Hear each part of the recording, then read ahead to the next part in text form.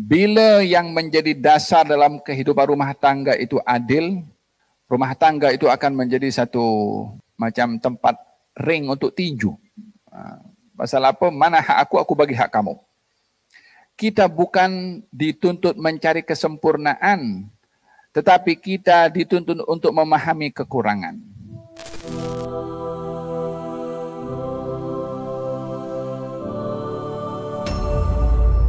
Keseimbangan dalam rumah tangga antara laki-laki dengan perempuan dalam menjalankan tugas kepimpinan itu yang membawa kesejahteraan, keharmonian, dan juga kebahagiaan dalam kehidupan rumah tangga.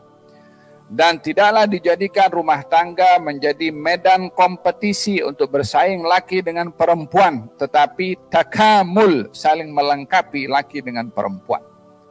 Bila rumah tangga itu menjadi persaingan, bila saling menuntut hak satu dengan yang lain. Bila rumah tangga itu akan menjadi takamul, saling melengkapi, bila masing-masing mengedepankan ihsannya kepada yang lain dan menutup kekurangan daripada yang lain.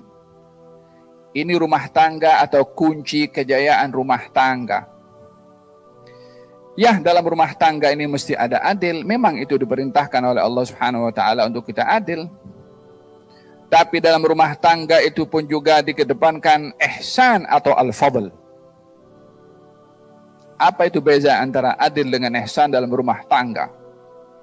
Kita dalam Al-Quranul Karim, Allah Subhanahu wa taala berfirman demikian.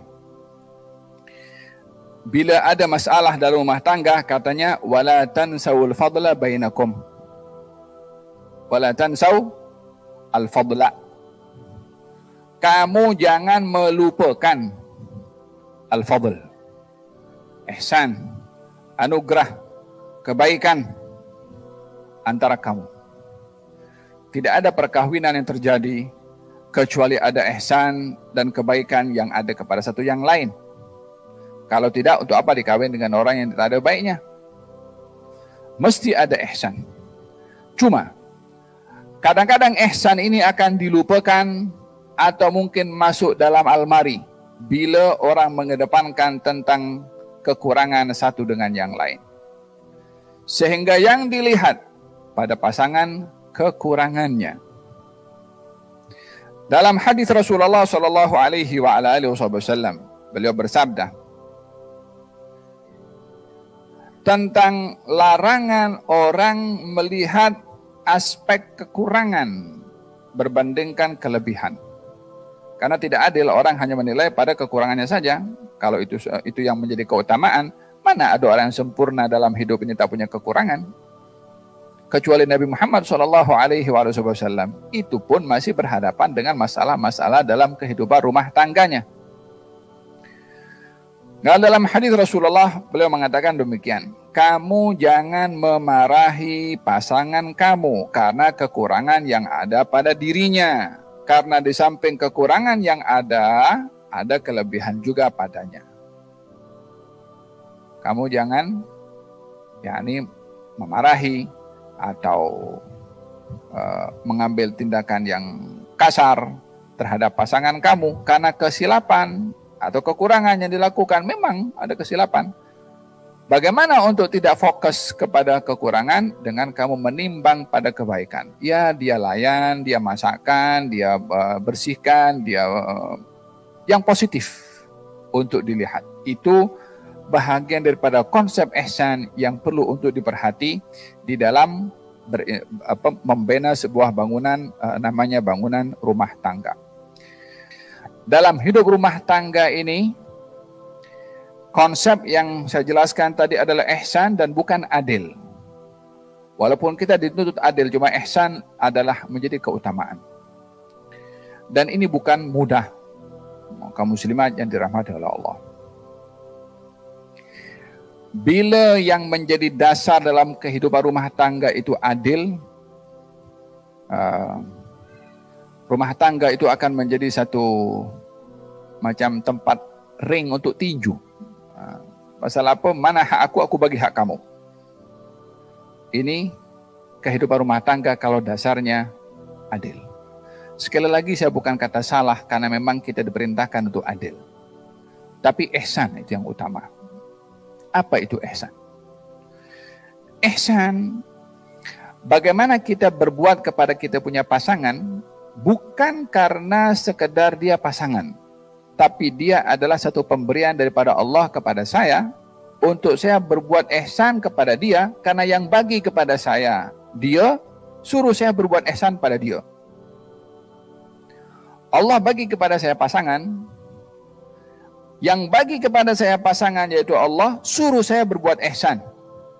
Maka saya berbuat ihsan kepada dia, bukan karena pasangan saja, tapi karena yang bagi saya pasangan, suruh saya berbuat ihsan. Kenapa dikatakan demikian? Karena biasanya kalau orang itu sudah dalam awal-awal rumah tangga, semua nampak perfect. Tapi kalau sudah berlalu lama sedikit, macam-macam yang timbul. Jika yang menjadi keutamaan dalam rumah tangga itu apa hak saya, maka dalam hal ini yang yang awal-awal tuh akan diungkit-ungkit selalu untuk mencari kesempurnaan satu kepada yang lain. Padahal itu mustahil kalau mencari yang sempurna. Tidak ada. Istri yang sempurna tak ada. Suami yang sempurna tak ada. Yang ada di surga nanti sempurna. Adapun di dunia, kita bukan dituntut mencari kesempurnaan, tetapi kita dituntut untuk memahami kekurangan. Yang mencari sempurna pada pasangan, mencari hal yang mustahil.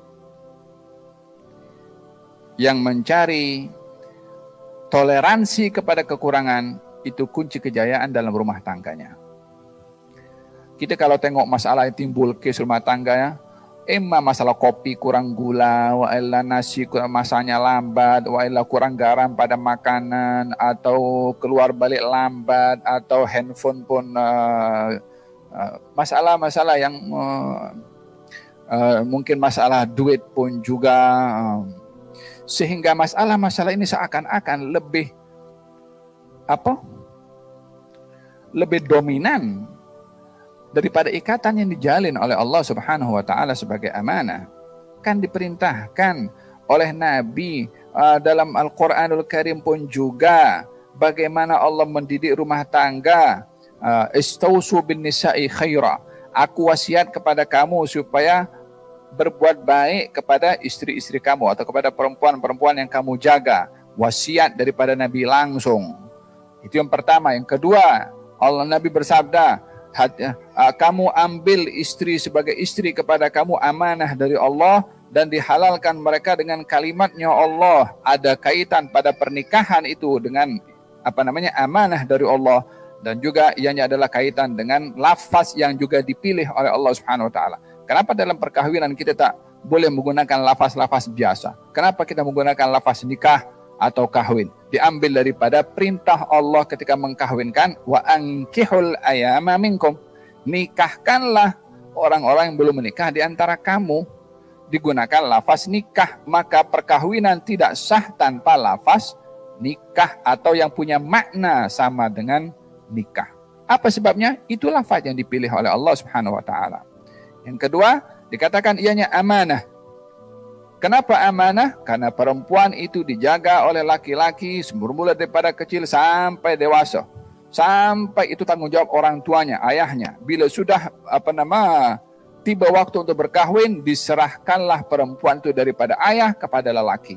Perpindahan transisi tanggung jawab daripada ayah kepada suami yang diserahkan anaknya kepada lelaki tersebut. Dalam hal ini, ayah jalankan amanah daripada Allah mendidik sampai menikahkannya dengan laki yang sesuai, dan dalam hal itu setelah itu barulah pindah amanah menjaga perempuan itu daripada ayah kepada suaminya. Jadi dalam hal ini, ayah pemegang amanah, suami pun juga pemegang amanah. Pada masa yang sama, suami tak akan mampu menjalankan amanah tanpa dibantu oleh orang yang diamanahkan. Jika istri tidak membantu suaminya menjalankan amanah, bagaimana suami akan menjalankan amanah? Oleh sebab yang demikian, kenapa diperintahkan di dalam hadis Nabi Muhammad bahwasanya hak yang paling besar bagi perempuan itu adalah suaminya, bukan karena dia laki-laki. Karena dia pemegang amanah dari Allah. Kalau hanya sekedar laki-laki, apa bezanya laki dengan perempuan? Laki-laki boleh jadi askar, perempuan jadi askar. Laki-laki main karate, perempuan main karate juga. Laki-laki tinju, perempuan sekarang pun tinju juga. Laki-laki maju dalam karir, perempuan pun juga sama maju dalam karir. Laki-laki bagi kepada perempuan nafkah, perempuan pun juga banyak bagi laki-laki nafkah juga. So kalau hanya permasalahan itu diukur dengan laki-laki dengan perempuan sahaja secara jantina, tidak seperti itu kita melihatnya. Syariat membesarkan, meletakkan darjat laki-laki tinggi bukan karena jantina, tapi karena amanah yang Allah berikan kepada laki-laki, bukan kepada perempuan. Adapun status antara laki-laki dan perempuan di sisi Allah, an-nisa'u syaqa'iqur rijal. Perempuan itu kembar dengan laki-laki. Dalam hadis Nabi Muhammad, dalam haknya di sisi Allah Subhanahu wa taala, walahunna mithlu alladhi 'alaihinna bil ma'ruf. Haknya perempuan sama dengan haknya laki-laki untuk ditunaikan masing-masing haknya. Hunna libasun lakum wa antum libasun lahunna. Kamu laki-laki pakaian kepada perempuan, perempuan itu pakaian kepada laki-laki. Kan sama semua dalam kedudukan. Walaupun detail tugasan dan juga hak itu dibezakan oleh Allah Subhanahu wa taala, tapi secara global sama laki dengan perempuan di sisi Allah Subhanahu wa taala.